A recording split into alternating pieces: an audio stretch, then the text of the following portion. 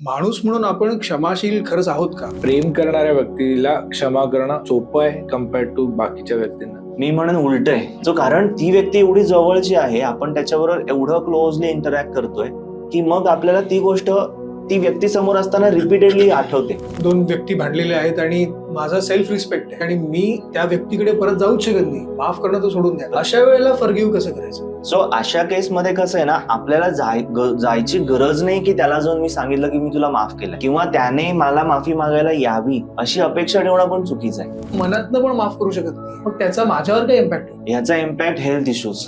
The reason is ती energy आपल्या चक्रांमध्ये block होतो. द रिझन इज तो जो इमोशनल गोळा म्हणूया आपण, तो आपल्या कुठे चक्रांमध्ये ब्लॉक होतो आणि तो जिथे ब्लॉक होईल ना तिथे आजार निर्माण होतो. सो आपल्याला सर्वात जास्त त्रास काय देते? समोरच्याने आपल्याला दिलेलं दुःख की आपण त्याच्याबद्दल धरून ठेवलेला राग? आपण धरून ठेवलेला राग. कारण कसं आहे, त्या व्यक्तीने एकदा दुखावलं आणि तो निघून गेला. भलेही ती घरातली व्यक्ती असेल ती रोज तुम्हाला दुखवेल, but the thing is we carry that. माफ केलं हे आपल्याला कसं कळेल?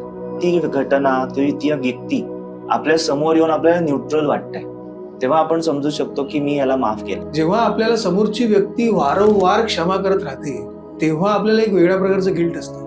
त्या व्यक्तीच्या मनात काय चालू आहे की तो व्यक्ती इतका माफ का करतो समोरच्याला?